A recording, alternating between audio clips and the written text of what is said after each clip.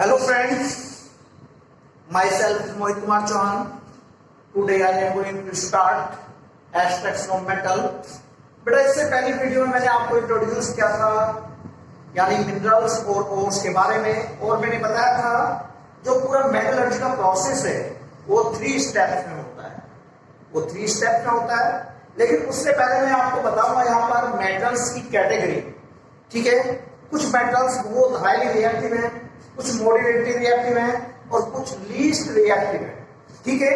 तो देखो very reactive metals कौन कौन सी है, देखो पोटेशियम, ठीक है, सोडियम, कैल्शियम, मैग्नीशियम, भाई पोटेशियम, सोडियम, कैल्शियम, मैग्नीशियम और एल्यूमिनियम, ठीक है, और एल्यूमिनियम। ये तो बहुत ज्यादा हाईली रिएक्टिव मेटल्स। ये क्या है, very reactive metals, very reactive metals, clear. अब देखो वेरी रिएक्टिव मेटल्स के बाद जो इनसे थोड़ा कम रिएक्टिव है, द जिंक, आयरन, लेड, देखिएगा जिंक, हाँ जिंक, आयरन, लेड और भी यहां पर 2-3 मेटल, ठीक है, zinc, iron, lead, copper, mercury, copper और मर्करी, ये हमारी मॉडरेटली रिएक्टिव मेटल्स है, ठीक है, moderately reactive metals, moderately reactive metals, reactive metals, ठीक है क्लास। देखिएगा सबसे पहले हमारी वेरी रिएक्टिव मेटल्स, उसके बाद ये मॉडरेटली रिएक्टिव मेटल्स और इसके बाद लीस्ट रिएक्टिव मेटल्स, जैसे सिल्वर हो गई, गोल्ड हो गई, ठीक है, सिल्वर, गोल्ड, भाई सिल्वर, गोल्ड, ये least reactive metals, least reactive metals, least reactive metals. अब जरा मैं बता दूं ये नेचर में मेटल्स होती कैसे कैसे। देखो ये तो जो बहुत ज्यादा रिएक्टिव मेटल्स हैं ये फ्री स्टेट में नहीं पाई जाती, not found in free state, ठीक है, और इनका एक्सट्रैक्शन इलेक्ट्रोलाइसिस के द्वारा होता है, ठीक है। तो ये not found in free state, not found in free state, ठीक है, और इनका एक्सट्रैक्शन थ्रू इलेक्ट्रोलाइसिस, ठीक है, एक्सट्रैक्शन जो होता है, एक्सट्रैक्शन बाय इलेक्ट्रोलाइसिस, इलेक्ट्रोलाइसिस इसके द्वारा होता है, ठीक है बच्चों। ये बहुत ज्यादा रिएक्टिव मेटल्स हैं, फ्री स्टेट में तो होंगे नहीं, और इनका जो एक्सट्रैक्शन ओनली इलेक्ट्रोलाइसिस के द्वारा होता है। इसके बाद जो ये मेटल्स हैं, सल्फाइड और कार्बोनेट और, ठीक है, ऑक्साइड और इनका रिडक्शन बाय यूजिंग कार्बन के द्वारा करते हैं। देखो ऑकर, हाँ ऑकर इन ऑक्साइड, सल्फाइड, ठीक है, and carbonate form, carbonate form, ठीक है बच्चों। ये जो किस फॉर्म में होती है, ऑक्साइड की फॉर्म में, सल्फाइड की फॉर्म में, कार्बोनेट की फॉर्म में, ठीक है बच्चों। और इनका रिडक्शन बाय कार्बन, इनका रिडक्शन करते हैं, reduction using by carbon, reduction using by carbon, ठीक है। अभी मैं इसका ग्राफ ड्रॉ करूंगा जो पूरा क्लासिफिकेशन है, तो वहां पर इस सारी बात समझ आएगी कि रिडक्शन कहां पर करते हैं। बेटा जनरली हम ऑक्साइड और का रिडक्शन करते हैं, तो पहले हमें सल्फाइड और कार्बोनेट और को ऑक्साइड और में कन्वर्ट करना पड़ेगा, उसके बाद उसका रिडक्शन कराना पड़ेगा, ठीक है। तो इसके बाद देखो जो ये मेटल है ये फ्री स्टेट में पाई जाती है, किसी के साथ रिएक्ट नहीं करती, ठीक है। Occur in native, occur in native और फ्री स्टेट, फ्री स्टेट। तो देखो बच्चों इनका एक्सट्रैक्शन हम लोग यहां पर करेंगे मेटलर्जी में, तो पहले मैंने यहां पर आपको इन मेटल्स की कैटेगरी के बारे में बता दिया है। अब देखिएगा बेटा, इसके बाद हम क्या करेंगे, देखो एक्सट्रैक्शन ऑफ मेटल फ्रॉम ओर, ये बात तो मैंने आपको बता दी, लेकिन दोबारा से बता देता हूं, जो इससे पहली वीडियो में मैंने बता दी है कि कंसंट्रेशन ऑफ ओर या एनरिचमेंट ऑफ ओर देखिएगा, ठीक है। Extraction of metal from ores, ठीक है, extraction of metals from ores. बेटा 3 स्टेप्स में एक्सट्रैक्शन ऑफ मेटल होता है। नंबर 1 इनरिचमेंट, ठीक है, enrichment and concentration of ore, enrichment or concentration of ore, ठीक है, enrichment और concentration of ore। अब इसके बाद देखो बेटा, जब हमने ओर को कंसंट्रेट कर लिया यानी कि ओर से अनवांटेड इंप्यूरिटीज जैसे आपकी सोइल होगी, पत्थर के टुकड़े, स्टोन पार्टिकल हो गए, डस्ट हो गई, उसे सेपरेट कर दिया। कहने का मतलब ये यहां पर आपके सिलेबस में नहीं है, कंसंट्रेशन ऑफ ओर बस दे दिया, जिसके प्रोसेस हैं किस किस तरह से कंसंट्रेट करते हैं वो यहां पर नहीं है, ये आप लोग हायर क्लासेस में यानी कि 12th क्लास में पढ़ोगे, ठीक है बेटा। तो यहां पर कंसंट्रेशन ऑफ ओर, तो ओर में जो गैंग है, गैंग का मतलब जो इंप्यूरिटीज है, जैसे सैंड हो गया, डस्ट हो गई, सोइल हो गई, स्टोन पार्टिकल्स हो गए, हम उन्हें सेपरेट करने के प्रोसेस को कंसंट्रेशन ऑफ ओर के नाम से जानते हैं। दूसरा है extraction of metal, extraction of metal, और तीसरा है प्यूरिफिकेशन या refining of metal, refining of metal, ठीक है बेटा। ये 3 स्टेप्स हैं, इन 3 स्टेप्स में आपका मेटलर्जी प्रोसेस, ठीक है, चलो रहने दो, ऊपर तो हो गया एक्सट्रैक्शन ऑफ मेटल, ठीक है। इन 3 स्टेप्स में आपका whole process of extraction of metal होता है फ्रॉम ओर, ठीक है। अब मैं इसका यहां पर आपको एक ग्राफ बनवाने को जा रहा हूं, जो पूरा होल प्रोसेस है आप उससे अच्छे से समझिएगा, ठीक है। देखो सबसे पहले, हाँ तो मैं साफ कर दूं, आपको मैंने नोट कर लिया होगा। देखिए सबसे पहले जो आपके पास ओर है, ठीक है, जो आपके पास ओर है, ठीक है, ओर को सबसे पहले क्या करोगे, कंसंट्रेट, ठीक है, कंसंट्रेशन ऑफ ओर, थोड़ा शॉर्ट में लिखूंगा, 4 काफी बड़ा है, कंसंट्रेशन ऑफ ओर। अब इस ओर को हमने कंसंट्रेट कर लिया है। अब देखो ये मेटल 3 टाइप की होती है, ठीक है, very reactive metal, moderately reactive metal और लीस्ट रिएक्टिव मेटल्स, ठीक है। मेटल्स विद हाई रिएक्टिविटी, देखो मेटल्स विद हाई रिएक्टिविटी, ठीक है। और एक दूसरे नंबर पर metals of medium reactivity, metals of medium reactivity,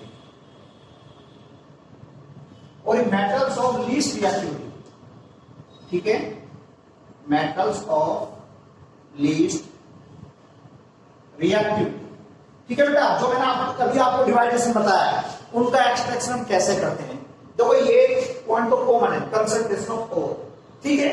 अब मैंने मेटल्स को 3 पार्ट में डिवाइड करके बता दिया है। अब metals with high reactivity, metals with medium reactivity और मेटल्स ऑफ लीस्ट रिएक्टिविटी, ठीक है, या लो रिएक्टिविटी, या मेटल्स ऑफ लो कह दो, लो या लीस्ट बात है जो कि लो रिएक्टिविटी, ठीक है। अब देखिएगा, अब हम इसका इलेक्ट्रोलाइसिस करेंगे, electrolysis of molten ore, high reactive metal वाले केस में, ठीक है, electrolysis of molten ore, electrolysis electrolysis of molten ore, ठीक है, electrolysis of molten ore, molten MOLTEN sorry, molten ore, ठीक है, मोल्टन बेटा इलेक्ट्रोलाइसिस ऑफ मोल्टन ओर। अब इसके बाद हमें यहां पर प्योर मेटल मिल जाएगी, ठीक है, प्योर मेटल, प्योर मेटल। तो इसमें तो काम बहुत कम है मेटल्स विद हाई रिएक्टिविटी, ठीक है, सबसे ज्यादा काम इसमें है मेटल्स ऑफ मीडियम रिएक्टिविटी में। देखिएगा इसमें दो तरह के ओर होते हैं आपके, कार्बोनेट और ऑक्साइड ओर। देखिएगा कार्बोनेट ओर और दूसरे होते हैं हमारे सल्फाइड ओर, सल्फाइड बेटा इन कार्बोनेट ओर और सल्फाइड ओर को सबसे पहले हम ऑक्साइड ओर में कन्वर्ट करेंगे। चलो एग्जांपल लिख लो, जैसे जिंक कार्बोनेट ZnCO3 है, ठीक है, CaCO3 है, हमारे कार्बोनेट ओर। और बेटा सल्फाइड ओर ZnS है, ZnS HDS एक्सेट्रा, ठीक है बेटा। सबसे पहले हम इन ओर को ऑक्साइड ओर में कन्वर्ट करेंगे, ठीक है। अब देखो अब हम क्या करेंगे, इसे लिमिटेड एयर की प्रेजेंस में हीट करेंगे, ठीक है, हीट का सिंबल है, हीट करेंगे in the presence of limited air, ठीक है, heat in limited air, in limited air बेटा। तो यहां पर होगा कैल्सिनेशन, इस प्रोसेस जो है कैल्सिनेशन, कैल्सिनेशन में हम लिमिटेड एयर की प्रेजेंस में कार्बोनेट को हीट करते हैं, कैल्सिनेशन, ठीक है। अब यहां पर हम एयर की एक्सिस में हीट करते हैं, एयर को बहुत ज्यादा अमाउंट में हम यहां पर लेते हैं, एक्सिस, ठीक है, हीट करेंगे एक्सिस एयर, ठीक है, एक्सिस एयर की प्रेजेंस में इसे हीट करेंगे, तब ये प्रोसेस होगा रोस्टिंग, ठीक है बेटा। कैल्सिनेशन में रोस्टिंग ओर में, और रोस्टिंग के थ्रू हमें जो ओर मिला वो मिला हमें ऑक्साइड ओर। कौन सा ओर मिला? ऑक्साइड ओर। यहां पर भी ऑक्साइड ओर, यहां पर भी ऑक्साइड ओर, ठीक है, ऑक्साइड ओर। बेटा तो इस ऑक्साइड ओर का हम करेंगे रिडक्शन, रिडक्शन टू मेटल, ठीक है, reduction to metal, reduction to metal. और रिडक्शन के बाद हमारा यहां पर होगा प्यूरिफिकेशन ऑफ मेटल या रिफाइनिंग ऑफ मेटल, ठीक है, प्यूरिफिकेशन और रिफाइनिंग, ये लो, रिफाइनिंग और प्यूरिफिकेशन ऑफ मेटल, रिफाइनिंग और प्यूरिफिकेशन ऑफ मेटल, देखिए, ठीक है बेटा। तो ये हमारा इस तरह से जो हमारी मीडियम रिएक्टिविटी वाली मेटल्स हैं, हम इस तरह से उन्हें यानी कि प्यूरिफाई करते हैं और से। अब मेटल्स ऑफ लो रिएक्टिविटी, तो बेटा जनरली जो ये मेटल्स हैं, लो रिएक्टिविटी वाले जो मेटल्स हैं, ये सल्फाइड की फॉर्म में होती है, ठीक है। तो इनके जो सल्फाइड ओर है, सल्फाइड ओर, बेटा सल्फाइड ओर का क्या होता है? देखो यहां पर सल्फाइड ओर का रोस्टिंग हो रहा है ना, रोस्टिंग, ठीक है, रोस्टिंग, रोस्टिंग, रोस्टिंग के बाद आपको क्या मिल जाएगी? देखो ये आपको मेटल मिल जाएगी, ठीक है, मेटल मिल जाएगी, मेटल। और मेटल का क्या करोगे आप लोग? Refine, refine. तो देखो बेटा तीनों तरह की मेटल्स का मैंने चार्ट बनाया है, आप अच्छे से इस चार्ट को नोट करोगे, बनाएंगे, जल्द से आप लोग नोट कीजिएगा, okay.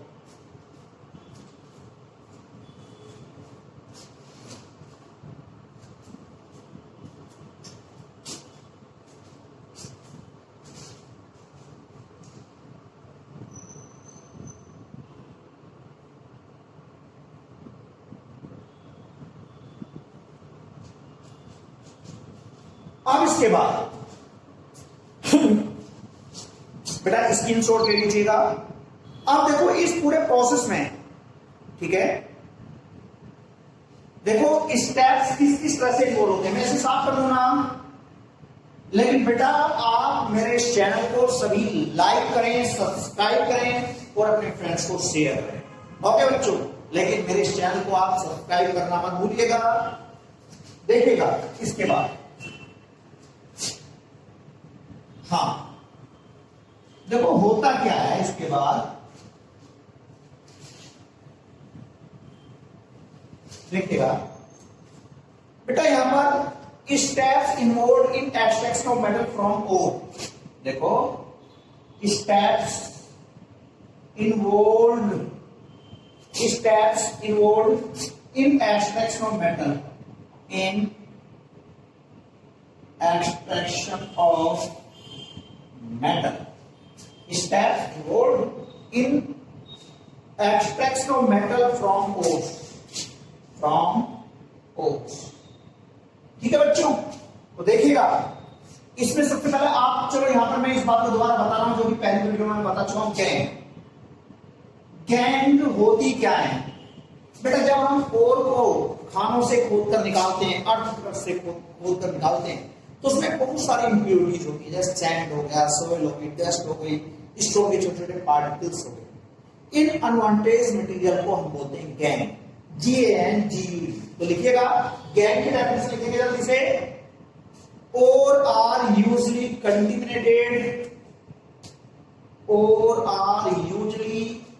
contaminated with large amount of impurities, or are usually contaminated with large amount of impurities such as soil, SOIL, soil यानी मिट्टी, sand, stone particles, etc. cold gang। पता लगी बच्चों गैंग किसे कहते हैं? जब हम ओर को अर्थ से खोदते हैं तो उसमें सैंड होता है, डस्ट होती है, स्टोन पार्टिकल्स होते हैं छोटे छोटे, इस अनवांटेड मटेरियल को हम बोलते हैं गैंग।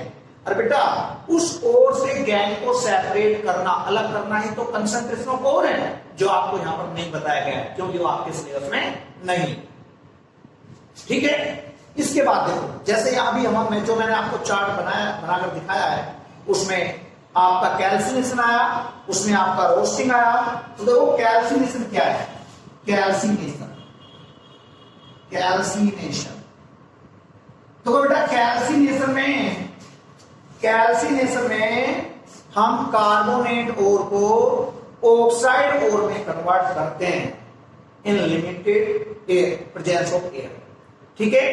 देखो कैल्सिनेशन में जैसे जिंक कार्बोनेट है, ZnCO3,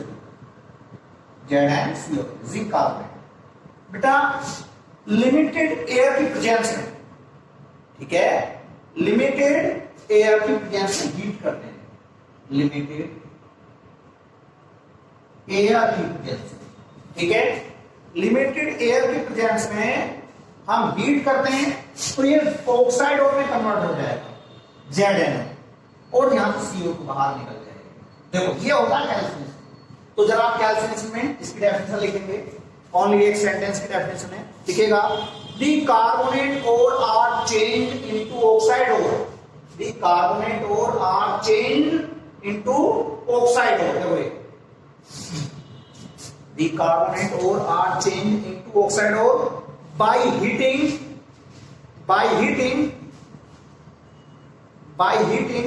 strongly in limited air में strongly हीट करते हैं, ठीक है, कोमा is called calcination। बेटा इस केमिकल रिएक्शन को नोट कीजिएगा, कोमा is called calcination। जल्दी से केमिकल रिएक्शन को नोट करें, ठीक है बेटा। इसके बाद आप लोग करोगे रोस्टिंग, ठीक है, रोस्टिंग। इसके बाद नंबर 3 स्टेप है यहां पर, यानी कि थर्ड डेफिनेशन है सी, रोस्टिंग। बेटा रोस्टिंग में हम सल्फाइड ओर लेते हैं, जैसे ZnS, बेटा स्ट्रांगली हीट करते हैं एक्सिस एयर में, एक्सिस अमाउंट ऑफ एयर, ठीक है। अब देखो चलो ZnS प्लस O2, बेटा जिंक Zn से तो बनेगा Zn जिंक ऑक्साइड, ये 2 ले लो तो 2Zn, 2 सल्फर एंड 2SO2, देखो 2 जा 4 to 6 3O2, बेटा इस जिंक सल्फाइड को एक्सिस एयर, देखो एयर से यानी ऑक्सीजन, हीट करने पर, स्ट्रांगली हीट करने पर हमें ऑक्साइड और मिल गया zinc oxide, sulphur dioxide gas निकल कर यहां से बाहर। तो जल्दी से आप रोस्टिंग में लिखेंगे, रोस्टिंग की वन लाइन की definition, these sulfide ores are converted, these sulfide ores are converted into oxides, these sulfide ores are converted into oxides by heating strongly, by heating strongly in excess presence of air, या in the presence of excess air, ऐसे लिखें, in the presence of excess air, is called roasting। तो बेटा जल्दी से आप लोग roasting की डेफिनेशन लिखेगा, हाँ जल्दी से आप रोस्टिंग की डेफिनेशन लिखें। इसके बाद देखिएगा, इसके बाद बेटा हमें ऑक्साइड और मिल गया है, यानी एक ऑक्साइड हो, अब हम इसका क्या कराएंगे, रिडक्शन कराएंगे, रिडक्शन, ठीक है। देखिएगा रिडक्शन, तो बच्चों हेडिंग डालेंगे रिडक्शन, देखना reduction, number D reduction.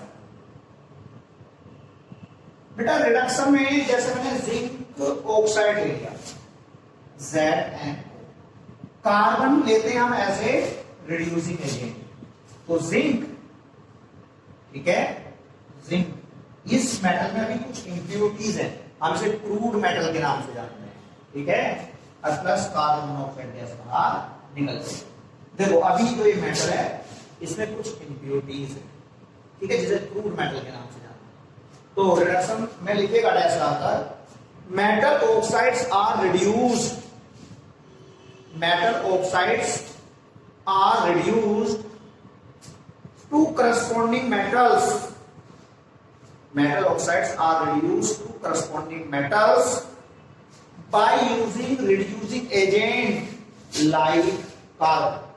Carbon क्या है, reducing agent है,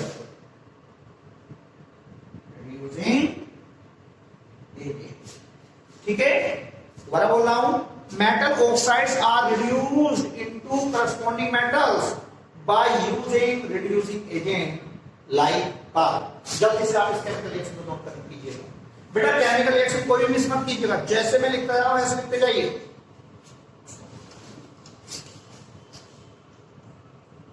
अब इसके बाद बेटा हमें ये मेटल मिल गई, अब हम मेटल का पढ़ेंगे रिफाइनिंग ऑफ मेटल, जो ये मेटल है इसे प्यूरिफाई करेंगे, रिफाइनिंग ऑफ मेटल। तो बेटा यहां पर आपकी बुक में रिफाइनिंग ऑफ मेटल कॉपर का है, तो मैं कॉपर का रिफाइनिंग ऑफ मेटल करके दिखा रहा हूं, देखिएगा। Refining of metal, last step metallurgy का, मेटलर्जी का लास्ट स्टेप क्या है, यानी कि रिफाइनिंग या प्यूरिफिकेशन ऑफ मेटल, देखिएगा, ठीक है बच्चों। रिफाइनिंग और प्यूरिफिकेशन ऑफ मेटल, हाँ रिफाइनिंग और प्यूरिफिकेशन ऑफ मेटल, रिफाइनिंग और प्यूरिफिकेशन ऑफ मेटल। देखिएगा बच्चों, अब इसमें क्या करते हैं, देखना, अब इसमें हम देखो इस तरह से एक वेसल लेते हैं, ठीक है। देखो ये तो क्या है, हमारी इम्प्योर मेटल की रोड है, ये हमारी प्योर मेटल की रोड है, ये इम्प्योर कॉपर, ये लो इम्प्योर कॉपर, ये प्योर कॉपर, प्योर कॉपर। बेटा इनमें इन्हें हम बाहर से इनमें इनके थ्रू इलेक्ट्रिक करंट पास कराते हैं, इलेक्ट्रिक करंट पास कराते हैं, ठीक है। ऐसे कहते हैं बाहर से हम इलेक्ट्रिक करंट पास कर रहे हैं, ठीक है बच्चों, बाहर से हम इलेक्ट्रिक करंट पास कर रहे हैं। या फिर आप चाहो तो इसे थोड़ा ऐसे कनेक्ट कर दो चाहे, हाँ देखो ऐसे कनेक्ट कर दो, ये सेल है, ये सेल, ठीक है, सेल कनेक्ट। बेटा इम्प्योर मेटल वाला होता है एनोड और प्योर मेटल वाला होता है कैथोड, कैथोड। अब इसमें क्या होता है, देखो यहां पर ये मेटल की रोड क्या होगी, पिघलेगी, पिघलती जाएगी, और यहां से सोल्यूशन में आते रहेंगे क्या, कॉपर आयंस, Cu + आयंस, ठीक है, कॉपर आयंस आते रहेंगे इससे सॉल्यूशन Cu + आयंस। अब ये कॉपर आयंस आते रहेंगे कहां, कैथोड पर, ये प्योर मेटल यहां पर हमारी जमा होगी जाएगी। अब बेटा जैसे मेल्ट होती जाएगी ना, इंप्योरिटीज निकलकर नीचे बैठती जाएंगी, जिन्हें हम एनोड मड के नाम से जानते हैं, anode mud, anode mud, anode से निकलने वाली इंप्योरिटीज, ठीक है। तो आप देखो यहां पर क्या होता है, जो एनोड है ये होता है पॉजिटिव और जो कैथोड है ये होता है नेगेटिव, ठीक है। तो आप जल्दी से आप इसे बनाइए,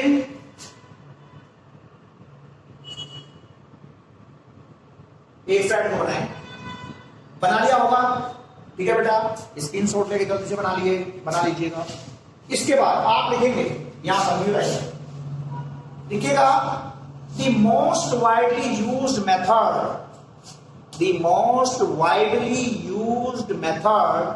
for refining लिख लो या प्यूरिफिकेशन लिख लो, बात एक है, for refining or purification of impure metal is electrolytic refining। बेटा ये electrolytic refining, the most widely used method for refining of impure metal is electrolytic refining, ठीक है। अब बेटा देखो ये पॉइंट बनाना है, एक न्यू लाइन से लिखते रहिएगा इसमें, क्यों थ्योरी ज्यादा बड़ी करके नहीं लिखानी है, ठीक है। एनोड इम्प्योर कॉपर, देखो एनोड क्या है, इम्प्योर कॉपर, इम्प्योर कॉपर। बेटा जो कैथोड है, कैथोड क्या है बताओ, ये क्या है, प्योर कॉपर, कैथोड क्या, प्योर कॉपर, ठीक है, प्योर कॉपर। अब इसके बाद एज ए इलेक्ट्रोलाइट, ठीक है, एसिडिफाइड कॉपर सल्फेट ले लो, इलेक्ट्रोलाइट,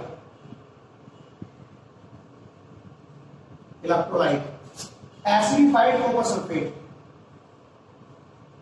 एसिडिफाइड कॉपर सल्फेट। बेटा देखो इलेक्ट्रोलाइट ये है तो इसमें भरा हुआ है लिक्विड, कॉपर सल्फेट एसिडिफाइड है, ठीक है, ये है इलेक्ट्रोलाइट कॉपर सल्फेट, ये लो CuSO4 कॉपर सल्फेट, ठीक है बेटा। अब इसके बाद देखो इसमें होता क्या क्या है, बेटा ये बात यहां बता दी। अब इसके बाद न्यू लाइन से लिखेंगे 2-3 सेंटेंस, बेटा अपने इसमें इलेक्ट्रिक करंट पास करूंगा, तो लिखिएगा on passing the current through the electrolytic cell, बेटा इधर पॉजिटिव चार्ज होता है, इधर नेगेटिव चार्ज होता है ना, हाँ इसे थोड़ा सा ऐसे चेंज कर लेंगे, ये बड़ा छोटा, ठीक है। लिखिएगा on passing the current through electrolyte, on passing the current through electrolyte the impure metal from anode, बेटा जब मैं इसमें इलेक्ट्रिक करंट पास करता हूं तो impure metal from anode dissolve into electrolyte, इससे जो impure metal है डिसॉल्व हो जाती है इलेक्ट्रोलाइट में, dissolve into electrolyte। अब जितने मेटल आएंगे कॉपर पे जाकर प्योर मेटल की फॉर्म में कन्वर्ट हो जाते हैं, तो लिखिएगा an equivalent amount of pure metal, जितनी मेटल होगी, जितने कोपरायन आएंगे उतने कोपरायन कैथोड पे चले जाएंगे। तो an equivalent amount of pure metal, an equivalent amount of pure metal from the electrolyte, from the electrolyte is deposited on the cathode, is deposited on the cathode. Clear बेटा? An equivalent amount of pure metal from the electrolyte is deposited on the cathode. अब एक flashbulb आ गया, नीचे anode में बैठ जाती है, ये एनोड में इंप्यूरिटीज एनोड से निकलने वाली, तो फ्लैशबल्ब आगे लिखेगा the insoluble impurities settle down at the bottom, ये the insoluble impurities settle down at the bottom of the anode, of the anode is called anode mud. हम इन इंप्यूरिटीज को एनोड मड के नाम से जानते हैं। तो बच्चों ये होल प्रोसेस था आपका, यानी कि मेटलर्जी का, ठीक है बेटा। लेकिन आपसे मैं बार बार बोल रहा हूं, आप मेरे इस चैनल को लाइक करें, सब्सक्राइब करें और अपने फ्रेंड्स को शेयर करें। Okay okay.